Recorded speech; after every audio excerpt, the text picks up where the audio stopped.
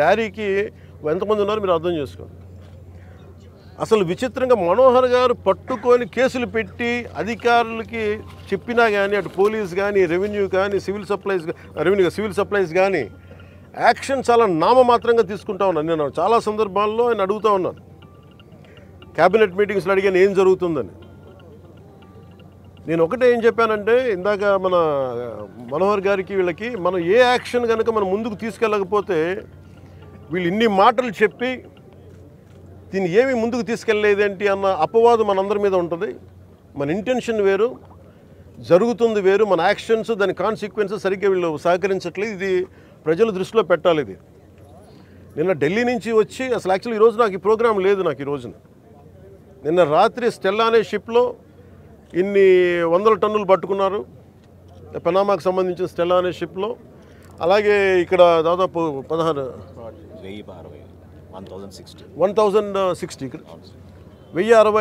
Metric టన్నులు ఇక్కడ పట్టుకున్నారు. ఇంత బలంగా సాక్ష్యాధారాలతో దొరికినప్పుడు దీన్ని ఎలా చేయాలని చూస్తే సమస్య ఎక్కడుంది అంటే, ఇది చాలా డీప్ నెట్వర్క్. ఇది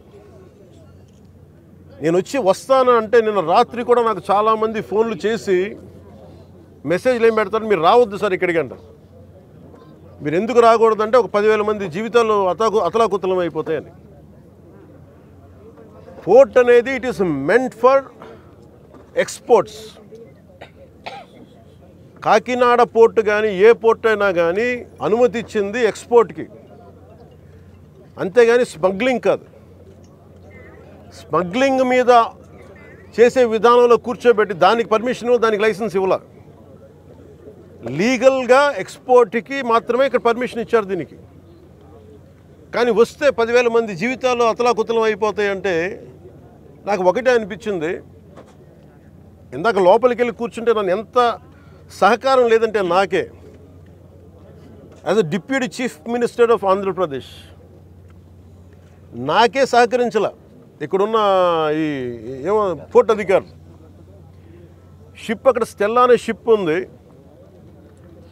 పైకి ఎక్కాలి. దాన్ని ఒక దాదాపు 6 కంపార్ట్మెంట్స్లో దాన్ని ఏముంటుందని 6 కంపార్ట్మెంట్స్లో 3 కంపార్ట్మెంట్స్ ఇది ఉంది. దాన్ని సీజ్ చేసి అక్కడ ఆఫ్ చేసాం.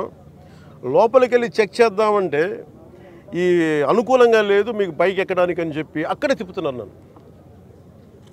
ఇంత ఆబ్వియస్గా నాలాంటి వాడికి ఇంత ఆబ్వియస్గా అందరూ చూస్తుండగా, అంటే దీని వెనక ఎంత డీప్ రూటెడ్ నెట్వర్క్ పనిచేస్తాం మీ అందరికీ అర్థం. కొండబాబు గారు కూడా అదే చెప్తా ఉన్నారు. చూడండి సార్ ఎలా ఉందంటే అదే చెప్తా ఉన్నారు. నేను మీకు ఎప్పటి నుంచో మొత్తుకున్నాను సార్, ఇదే మీకు మీ దృష్టికి తీసుకొస్తుందని. ఇందాక మీకు చెప్పాను, కొండబాబు మనం కూర్చోబెట్టి మనం మెత్తగుంటే సరిపోదు, మనం గట్టిగా మాట్లాడాలి దీని మీద మనం అందరం అని అది చెప్తా ఉన్నాను కొండబాబు గారికి.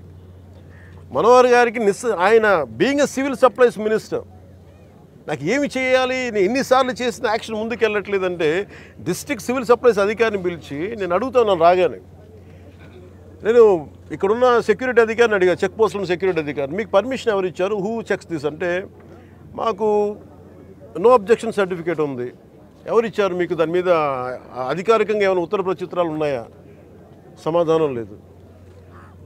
డిస్ట్రిక్ట్ సివిల్ సప్లైస్ అధికారిని అడిగితే ఓకే నా కలెక్టర్ గారు చెప్పారు, కలెక్టర్ మీకు అధికారికంగా మీకు ఇచ్చారా, మీకు సమాధానం లేదు.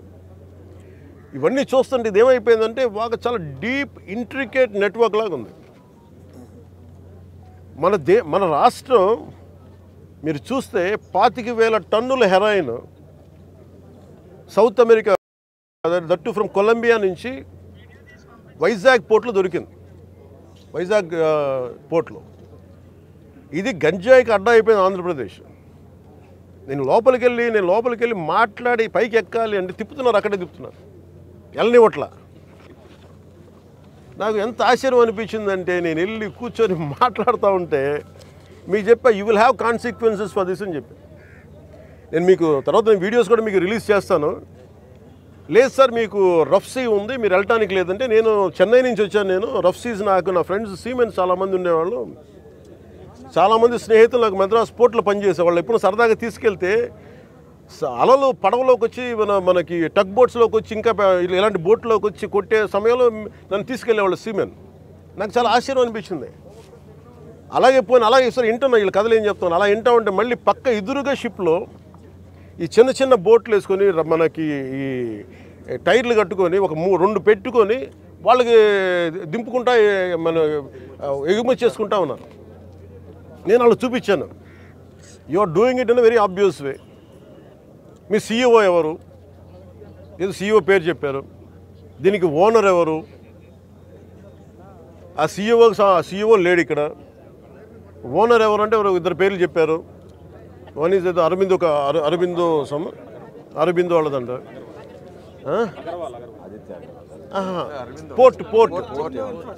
పోర్ట్ ఎవరి కంట్రోల్లో ఉంది? Purely it's not government, it's purely private control port. ఇది స్టేట్ కంట్రోల్ ఉన్న పోర్ట్. ఇది నాకు అనిపించింది ఇలా చూస్తే, లోపలికి వెళ్ళి చూస్తే మన హోప్ ఐలాండ్ చూస్తే అసలు ఏ విధంగా కట్టుదిట్టంగా లేదు. 975 కిలోమీటర్ కోస్ట్ లైన్ ఆంధ్రప్రదేశ్కి. India is going to be trillions of dollar, almost Modi గారు చెప్పిన $7 trillion ఎకానమీ ఉంది దీనికి భవిష్యత్తు. ప్రపంచ దేశాలు మనల్ని ఎదగనిస్తాయా లేదా, మన బలహీనతలు ఏంటని చూస్తారు. ఆంధ్రప్రదేశ్ కోస్ట్ లైన్ మనకు ఎంత బలమో అది మనకంత బలహీనత కూడా. ఎందుకు చెప్తున్నాను ఈ మాట అంటే, వైజాగ్కి పాకిస్తాన్ నుంచి వచ్చిన ఆ యుద్ధ సమయంలో మీకు గజనీ సబ్మెరీన్ చూడొచ్చు. నేను చెప్పాను ఈ రోజున మీకు ఇది పీడిఎస్, ఈ పబ్లిక్ డిస్ట్రిబ్యూషన్ రైస్ తాగదు స్మగ్లర్లు చేసేది. ఆర్డిఎక్స్లు ఇంపోర్ట్ చేసుకోవచ్చు. ఓఎన్జీసీ ఇలాంటి గ్యాస్ నిక్షేపాలు ఉన్న చాలా కీలకమైన ఇన్స్టిట్యూట్ మనకి వ్యవస్థలు సంస్థలు ఉన్నాయి ఇక్కడ. ఒక 100 కిలోల ఆర్డిఎక్స్ని తెచ్చేసుకుని ఎవరు చూసేవాళ్ళు ఎవరు లేడు, నాదుడు లేడు. It is not just about public distribution సంబంధించిన రైస్ సంబంధించిన ఒక్కటిదే కాదు ఇది. సో మ్యారిటైమ్ సెక్యూరిటీ ఇష్యూస్ కూడా ఉన్నాయి దీనికి. మ్యారిటైమ్ సెక్యూరిటీ ఎక్కడుంది? మ్యారిటైమ్ పోలీసింగ్ ఎక్కడుంది? ఈ పోర్టు ఫ్రీ ఫర్ ఆల్ అయిపోయింది. ఉగ్రవాదులు కసాబ్ లాంటి వాడు ఎలా వచ్చాడు? ఎక్కడో మనకి కరాచీ నుంచి బోట్లో వచ్చి కాల్చేశాడు. ఇండియాకి చాలా వల్నరబుల్ పాయింట్ అయిపోయింది మన దగ్గరికి వచ్చి ఉగ్రవాదులు వచ్చి రావడానికి. ఇది కేవలం నేను ఒక పీడిఎఫ్ మన ఈ పబ్లిక్ డిస్ట్రిబ్యూషన్ సిస్టమ్ రైస్ సంబంధించి ఒకటే నేను మాట్లాడలేదు. వెరీ వల్నరబుల్ ఈ పోర్ట్ ఇది. ఎవరు దీన్ని పట్టించుకునే ఇది లేదు. ఎస్పీ గారికి నేను వెరీ బిగినింగ్ రోజున చెప్పాను.